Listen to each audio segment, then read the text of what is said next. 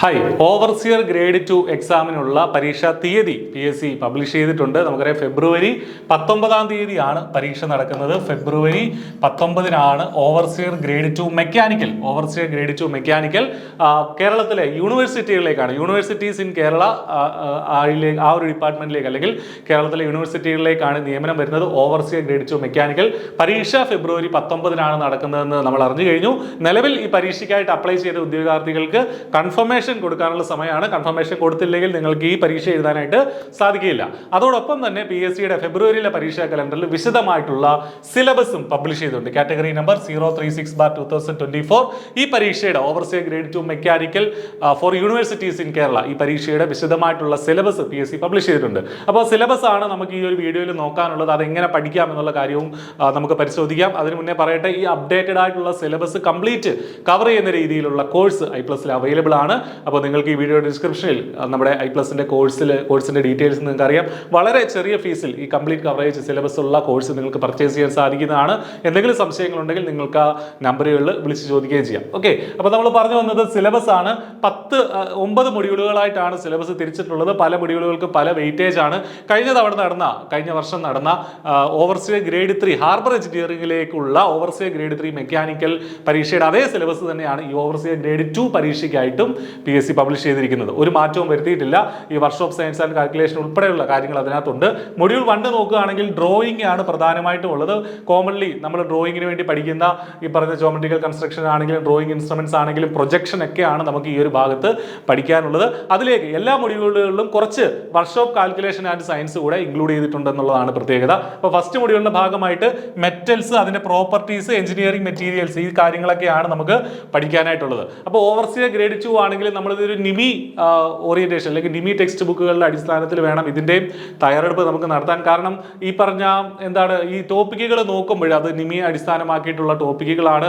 അതുപോലെ തന്നെ കുറച്ച് ഹയർ ലെവൽ ചോദ്യങ്ങളൂടെ ഗ്രേഡ് 3യേക്കാളും കുറച്ചുകൂടെ ഹയർ ലെവൽ ചോദ്യങ്ങളൂടെ നമ്മൾ എക്സ്പെക്ട് ചെയ്യണം. അപ്പോൾ ആ രീതിക്ക് വേണം നമ്മുടെ പ്രിപ്പറേഷൻ. ഈ പറഞ്ഞ 17 മാർക്ക് ഉണ്ട് ഈ ഡ്രോയിങ്ങും അതുപോലെ തന്നെ ഈ മെറ്റൽസ് ആൻഡ് അതിൻ്റെ ഇറ്റ്സ് പ്രോപ്പർട്ടീസ് എന്നുള്ള അത്രയും ഭാഗങ്ങൾക്ക് 17 മാർക്ക് കൊടുത്തിട്ടുണ്ട്. അത് ഇമ്പോർട്ടൻ്റ് ആണ്. ഡ്രോയിങ്ങിൽ നിന്നുള്ള ചോദ്യങ്ങൾ എങ്ങനെ വന്നിട്ടുണ്ട് എന്നുള്ള കാര്യങ്ങൾ സഹിതം നമ്മൾ ചെയ്ത് പഠിക്കണം. കാരണം ഡ്രോയിങ് വെറുതെ പഠിച്ചു പോയിട്ട് കാര്യമില്ല. PSCക്ക് ഡ്രോയിങ് എങ്ങനെ ചോദ്യങ്ങൾ ചോദിക്കും എന്ന് മനസ്സിലാക്കി വേണം നമ്മളത് ചെയ്യാനായിട്ട്. iPlus ഈ പരീക്ഷയ്ക്കായിട്ടുള്ള ഇന്റൻസീവ് ആയിട്ടുള്ള കോച്ചിങ്ങിന്റെ ഭാഗമായിട്ട് ഇതിന്റെ ടെസ്റ്റുകളൊക്കെ നമ്മൾ ക്ലാസ്സുകളിൽ കൊടുത്തിട്ടുണ്ട്. ഓക്കെ, രണ്ടാമത്തെ മൊഡ്യൂൾ നോക്കുമ്പോൾ പ്രധാനമായിട്ട് പ്രൊഡക്ഷൻ ഡ്രോയിങ്ങിന്റെ ഭാഗമാണ് വരുന്നത്. സ്ക്രൂ ത്രെഡ്, അതുപോലെ തന്നെ മെഷീനിസ്റ്റ് ട്രേഡിന്റെയും ട്രേഡിംഗ് ഷോപ്പിന്റെയൊക്കെ basics, IC engines, jigs and fixtures തുടങ്ങിയ കാര്യങ്ങളാണ് അവിടെ പഠിക്കാനുള്ളത്. അതോടൊപ്പം തന്നെ വർക്ക്ഷോപ്പ് കാൽക്കുലേഷന്റെ ഭാഗമായിട്ടുള്ള mass, volume, weight and density, ഏറ്റവും ബേസിക് ആയിട്ടുള്ള കാര്യങ്ങളാണ്. അതും നമ്മൾ അറിഞ്ഞിരിക്കണം. അതിന് 20 മാർക്ക്, ഏറ്റവും കൂടുതൽ വെയിറ്റേജ് ഉള്ള മൊഡ്യൂളാണ് സെക്കൻഡ് മൊഡ്യൂൾ. 20 മാർക്ക് ആ ഭാഗത്ത് നിന്ന് തന്നെയുണ്ട്. പക്ഷേ ടോപ്പിക്കുകൾ കുറേ ഉണ്ട്, കുറേ അധികം കാര്യങ്ങൾ നമുക്ക് ഇതിന്റെ ഭാഗമായിട്ട് പഠിക്കാനായിട്ടുണ്ട്. അപ്പോൾ അതൊക്കെ വളരെ വിശദമായിട്ട് നമ്മൾ പഠിക്കേണ്ടിയിരിക്കുന്നു. ഇതിൽ നിന്ന് ഡീപ്പായിട്ടുള്ള ചോദ്യങ്ങളൊക്കെ ചോദിച്ചേക്കാം. മൂന്നാമത്തെ മൊഡ്യൂൾ നോക്കുകയാണെങ്കിൽ 14 മാർക്കാണ് മൂന്നാമത്തെ മൊഡ്യൂളിൽ നിന്നുള്ളത്. അതിൽ gear, coupling, belt drive, shaft, key തുടങ്ങിയ കാര്യങ്ങളാണ് ഈ ഭാഗത്ത് നമുക്ക് പഠിക്കാനുള്ളത്. അവിടെയും വർക്ക്ഷോപ്പ് സയൻസ് ഉണ്ട്, വർക്ക്ഷോപ്പ് കാൽക്കുലേഷൻ ആൻഡ് സയൻസ് ഉണ്ട്. അവിടെ work power, energy, heat and temperature, അതിൻ്റെയൊക്കെ ബേസിക് ആയിട്ടുള്ള കാര്യങ്ങൾ അവിടെ നമുക്ക് പഠിക്കാനുണ്ട്. 14 മാർക്ക്. നാലാമത്തെ മൊഡ്യൂൾ നോക്കുകയാണെങ്കിൽ 10 മാർക്കാണ്. അതിൽ വർക്ക്ഷോപ്പ് കാൽക്കുലേഷൻ ആൻഡ് സയൻസ് നാലാമത്തെ മൊഡ്യൂളിൽ കാണാനില്ല. പകരം pipe fittings, valves, CAMS, followers, pneumatics and hydraulics, ഇത്രയും കാര്യങ്ങളുടെ കുറച്ച് പുതിയ ടോപ്പിക്കുകളൂടെ ഇതിനകത്ത് ഇൻക്ലൂഡ് ചെയ്തിട്ടുണ്ട്. നാലാമത്തെ മൊഡ്യൂൾ നമ്മൾ അതാണ് പഠിക്കേണ്ടത്. അഞ്ചാമത്തെ മൊഡ്യൂൾ നോക്കുകയാണെങ്കിൽ പ്രധാനമായിട്ടും പ്രസ് ടൂൾസ് ആണ് അഞ്ചാമത്തെ മൊഡ്യൂളിൽ പ്രധാനമായിട്ട് നമുക്ക് പഠിക്കാനായിട്ടുള്ളത്. പ്രസ് ടൂൾസ്, അതിന് 8 മാർക്ക് നമ്മൾ തന്നിട്ടുണ്ട്.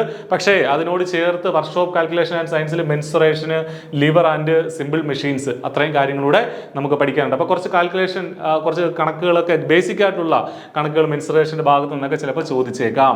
ആറാമത്തെ മൊഡ്യൂൾ നോക്കുകയാണെങ്കിൽ 9 മാർക്കാണ് ആറാമത്തെ മൊഡ്യൂളിനുള്ളത്. അതിൽ measuring tools, gauges and inspection tools, precision measuring tools, ഇത്രയും കാര്യങ്ങളാണ് ഈ പറഞ്ഞ ആറാമത്തെ മൊഡ്യൂളിലുള്ളത്.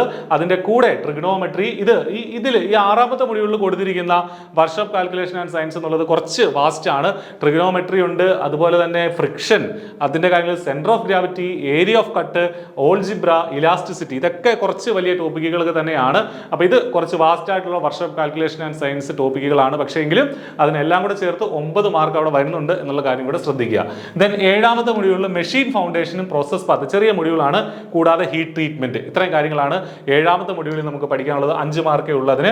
8ാമത്തെ മൊഡ്യൂളിൽ ഓട്ടോക്യാഡ് ആണ് പ്രധാനമായിട്ടും നമുക്ക് പഠിക്കാനുള്ളത്. ഓട്ടോക്യാഡ് ആണ്. അതിന്റെ കൂടെ പ്രോഫിറ്റ് ആൻഡ് ലോസിന്റെയും എസ്റ്റിമേഷൻ ആൻഡ് കോസ്റ്റിന്റെയും കണക്കുകളും ചിലപ്പോൾ ചോദിച്ചേക്കാം. 12 മാർക്കാണ് 8ാമത്തെ മൊഡ്യൂളിൽ നിന്നുള്ളത്.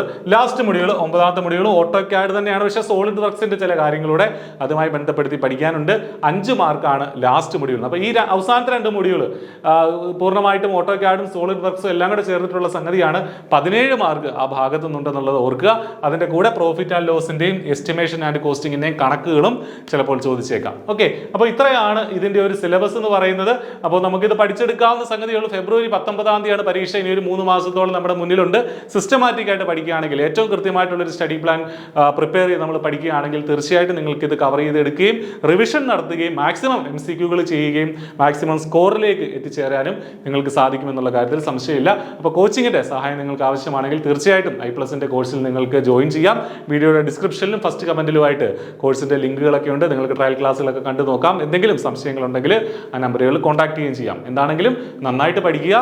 നല്ലൊരു അവസരമാണ്. ഒരുപാട് ഒഴിവുകൾ ചിലപ്പോൾ വന്നേക്കാൻ സാധ്യതയുള്ള ഒരു പരീക്ഷ തന്നെയാണ്, ഒരു തസ്തിക തന്നെയാണ് യൂണിവേഴ്സിറ്റീസ് ഇൻ കേരളയിലേക്കുള്ള മെക്കാനിക്കൽ ഓവർസിയർ ഗ്രേഡ് 2 എന്നുള്ളത്. അപ്പം നന്നായിട്ട് തയ്യാറെടുക്കുക, നല്ല റാങ്ക് നേടുക. All the best. Thank U.